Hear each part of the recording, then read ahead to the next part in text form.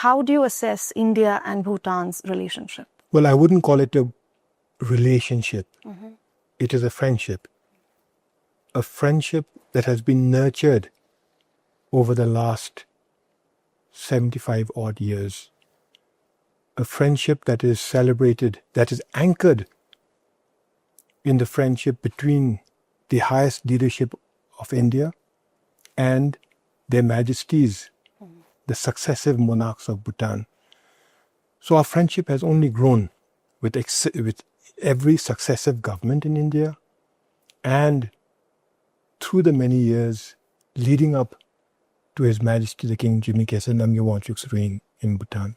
Right. Also, it's becoming very difficult to talk about South Asia without mentioning China, given its influence in the region. How do you assess the pressure or the relationship with China when it comes to Bhutan? Well, Bhutan, we have cordial relations with China. You know that we have ongoing discussions on demarcating our border. Other than that, we really don't have, our relations are mainly with India.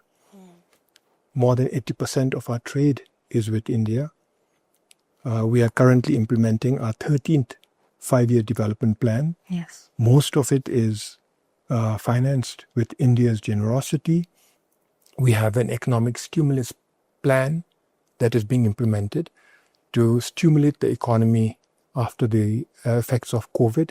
And this is also financed totally by the government of India.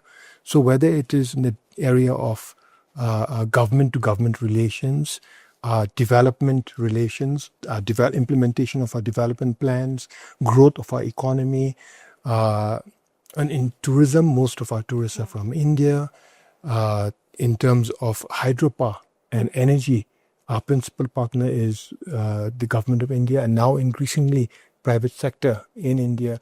So in all these areas, most of our relationship, our friendship is really defined, our relationship is defined by our friendship with India. Also, Prime Minister, given that there's so much happening in the world geopolitically, it's becoming increasingly difficult to choose a side, sometimes not choose a side. And Bhutan has maintained that its foreign policy is going to be neutral. As you mentioned yourself, you have cordial relationship with China as well as with India. And do you think that given the political climate across the globe, it's becoming increasingly difficult to make foreign policy neutral? Bhutan's foreign policy can be described as neutral. But the fact of the matter is, while it is neutral, it is heavily pro-India.